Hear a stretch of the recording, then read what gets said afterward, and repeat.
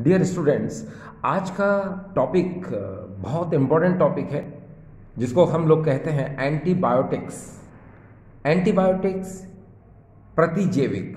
Dear students, ये antibiotic chemistry in everyday life यानी chemistry in everyday life का बहुत इंपॉर्टेंट टॉपिक है जिसको हम लोग बोलते हैं एंटीबायोटिक्स यानी प्रतिजैविक। डियर स्टूडेंट्स, ये एंटीबायोटिक एंटी मीन्स होता है अगेंस्ट, बायोटिक मीन्स होता है बैक्टीरिया। जो बैक्टीरिया के अगेंस्ट में वर्क करते हैं उसको हम लोग बोलते हैं एंटीबायोटिक।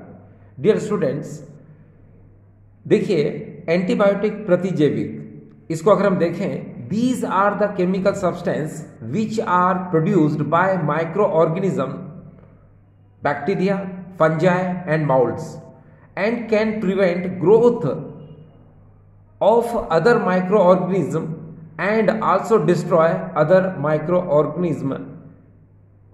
देखिए यहां अगर हम इसकी बात करते हैं, ये ऐसे केमिकल सब्सटेंस हैं जिनको हम माइक्रो ऑर्गेनिज्म से प्रोड्यूस करते हैं, जैसे बैक्टीरिया है, फंजाई है एंड माउल्ड्स, इनसे हम क्या करते हैं, इनको प्रोड्यूस करते हैं।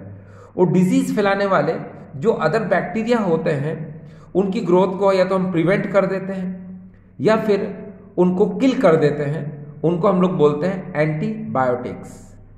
देखिए ऐसे रासायनिक पदार्थ जो सूक्ष्म जीवों द्वारा उत्पन्न होते हैं, जैसे मैंने बताया आपको माउल्ड यानी फफूंद से या कुछ बैक्टीरिया से या फिर कवक जिसको हम लोग फंजाई बोलते हैं उससे प्राप्त करते हैं। तो सुनिए, ऐसे रासायनिक पदार्थ जो सूक्ष्म जीवों द्वारा उत्पन्न होते हैं तथा अन्य सूक्ष्म जीवों की वृद्धि को रोक देते हैं अथवा उन्हें नष्ट कर देते हैं, उन्हें हम क्या कहते हैं, प्रतिजैविक। एक बार फिर से सुनिए, ऐसे रासायनिक पदार्थ जो सूक्ष्म जीवों द्वारा उत्पन्न होते हैं तथा बीमारी फैलाने वाले अन्य सूक्ष्म जीवों की वृद्धि को या तो रोक देते हैं अथवा उन्हें नष्ट कर देते हैं, उन्हें हम कहते हैं प्रतिजैविक यानी कि एंटीबायोटिक। डियर स्टूडेंट्स, देखिए एंटीबायोटिक्स जो होते हैं यानी प्रतिजैविक जो होते हैं, ये दो टाइप के होते हैं। पहला होता है ब्रॉड स्पेक्ट्रम एंटीबायोटिक और सेकंड होता है नैरो स्पेक्ट्रम एंटीबायोटिक।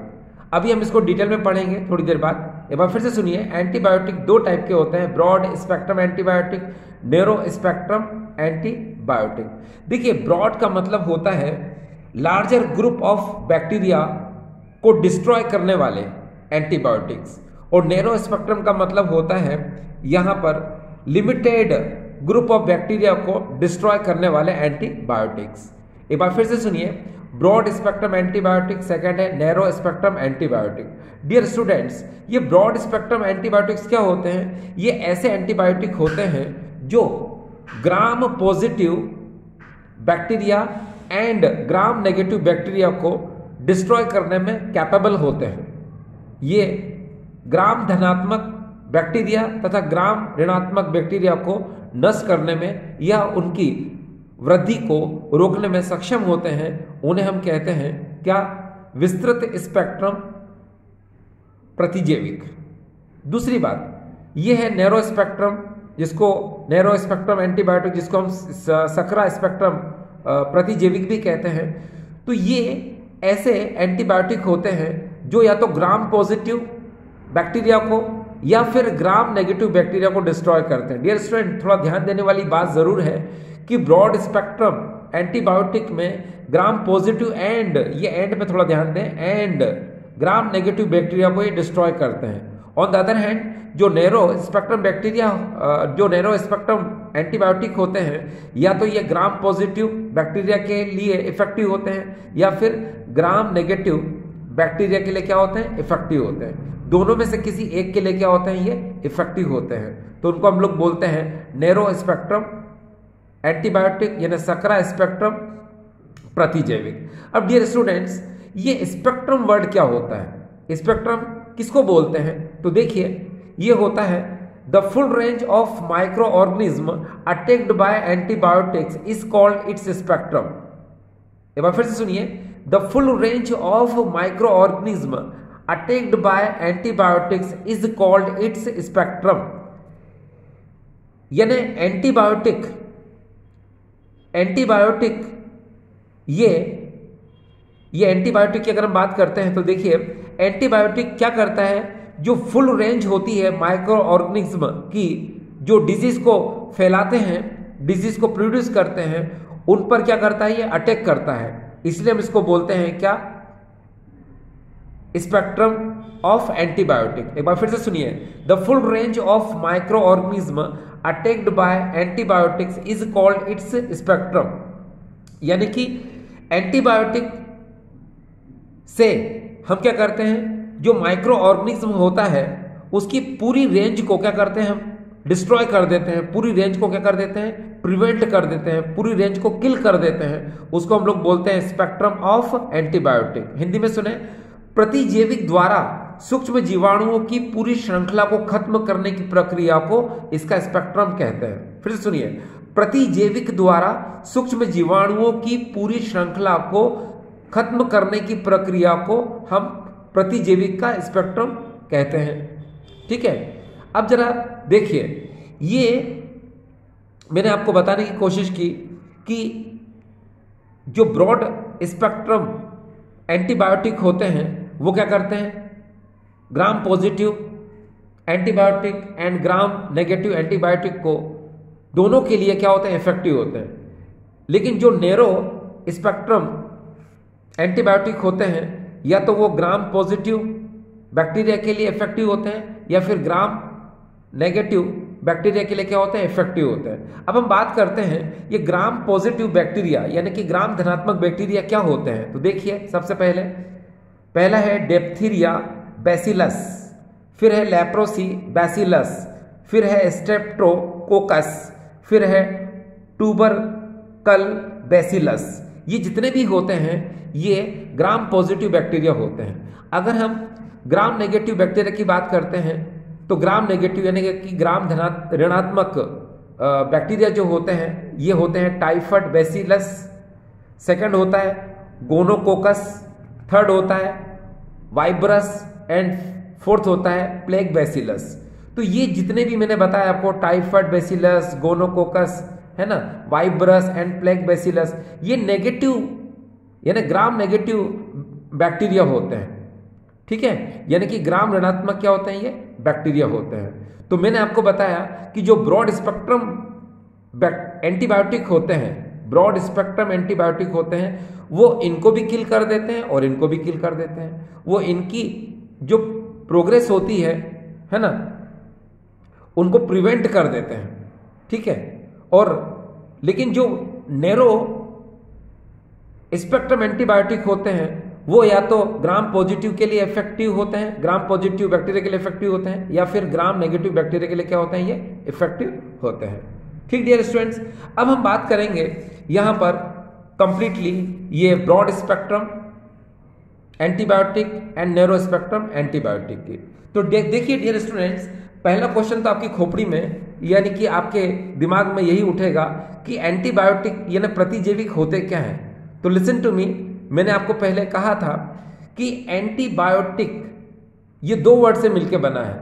पहला है एंटी और दूसरा है बायोटिक। एंटी मीन्स होता है अगेंस्ट, बायोटिक्स मीन्स होता है बैक्टीरिया। यानी एंटीबायोटिक्स क्या हो गए, अगेंस्ट बैक्टीरिया, यानी बैक्टीरिया के अगेंस्ट में जो वर्क करते हैं उनको हम लोग क्या बोलते हैं, एंटीबायोटिक्स बोलते हैं। अब ये एंटीबायोटिक्स जो होते हैं ये दो टाइप के होते हैं। पहला मैंने आपको बताया ब्रॉड स्पेक्ट्रम एंटीबायोटिक, यानी कि लार्जर ग्रुप ऑफ बैक्टीरिया। ये जो ब्रॉड स्पेक्ट्रम एंटीबायोटिक होते हैं ये लार्जर ग्रुप ऑफ बैक्टीरिया यानी कि बैक्टीरिया की पूरी श्रृंखला को क्या कर देते हैं, ये नष्ट कर देते हैं। यानी कि लार्जर ग्रुप ऑफ बैक्टीरिया, ये ब्रॉड स्पेक्ट्रम एंटीबायोटिक जो है लार्जर ग्रुप ऑफ बैक्टीरिया को क्या कर देते हैं, ये किल कर देते हैं। ठीक है, तो इनको हम लोग बोलते हैं ब्रॉड स्पेक्ट्रम एंटीबायोटिक। अब आप खुद सोचें कि ब्रॉड स्पेक्ट्रम का जो बेहतरीन एग्जांपल है वो है क्लोरमफेनिकोल। अब देखिए क्लोरमफेनिकोल क्या क्या कर सकता है। देखिए क्लोरमफेनिकोल जो है यहां पर यूरिनरी ट्रैक इन्फेक्शन यानी मूत्र नलिका में संक्रमण के लिए यूजफुल होता है, मेनिंजाइटिस दिमागी बुखार के लिए यूजफुल होता है, डायसेंट्री पैचिस के लिए यूज होता है, डायरिया यानी दस्त के लिए यूज होता है, टाइफाइड यानी मियादी बुखार के लिए यूजफुल होता है, निमोनिया के लिए यूजफुल होता है, वूफिंग कफ यानी कुकर खांसी के लिए भी क्या होता है, यूजफुल होता है। तो आपने देखा ये एक ही एंटीबायोटिक एक ऐसा एंटीबायोटिक है जो मैक्सिमम डिजीज के लिए क्या है, यूजफुल हो रहा है, इसलिए हम इसको कहेंगे ब्रॉड स्पेक्ट्रम एंटीबायोटिक, यानी कि लार्जर ग्रुप ऑफ बैक्टीरिया को क्या करता है, ये कवर करता है। ठीक है डियर स्टूडेंट्स, एक बात पे थोड़ा सा ध्यान दें आप, ये जो हमने एग्जाम्पल देखा अभी क्लोरोफेनिकॉल, इसमें आपने देखा टेट्रासाइक्लिन भी इसके अंदर आता है, एरिथ्रोमाइसिन भी आता है, एजिथ्रोमाइसिन भी इसमें आता है। ये सारे के सारे जो होते हैं ये ब्रॉड स्पेक्ट्रम एंटीबायोटिक्स होते हैं। अब हम बात करते हैं डियर नैरो स्पेक्ट्रम एंटीबायोटिक की। तो नैरो स्पेक्ट्रम एंटीबायोटिक का मतलब होता है कि ये नैरो स्पेक्ट्रम एंटीबायोटिक या तो ग्राम नेगेटिव बैक्टीरिया के लिए अफेक्टिव होते हैं या फिर ग्राम पॉजिटिव बैक्टीरिया के लिए क्या होते हैं, अफेक्टेड होते हैं। इसको हम ऐसे भी कह सकते हैं नैरो मीन्स लिमिटेड, नैरो मतलब छोटा, narrow means limited group of bacteria, ये नहीं कि ये लिमिटेड ग्रुप ऑफ बैक्टीरिया को क्या करते हैं, अफेक्ट करते हैं, उसको किल करते हैं, जैसे पेनिसिलिन जी। अब हम बात कर रहे हैं यहाँ पर पेनिसिलिन जी, ये मेनिंजाइटिस यानी मस्तिष्क ज्वर एंड निमोनिया, सिर्फ ये दोनों के लिए या फिर एक दो डिजीज और के लिए क्या होता है, फॉलो करता है। यानी कि जो हमने क्लोरोफेनिकॉल देखा, आपने देखा एक से ज्यादा, देखो सबसे पहले तो दिमाग में एक बात रखो कि एंटीबायोटिक का मतलब क्या होता है। एंटीबायोटिक का मतलब हमेशा याद रखना पर्टिकुलर किसी एक डिजीज के लिए ये फॉलो नहीं करता है, किसी एक रोग के लिए उपयोग नहीं होता है। अगर ये एक रोग के लिए उपयोग होगा, एक डिजीज के लिए यूज होगा तो इसको एंटीबायोटिक कहेंगे ही नहीं।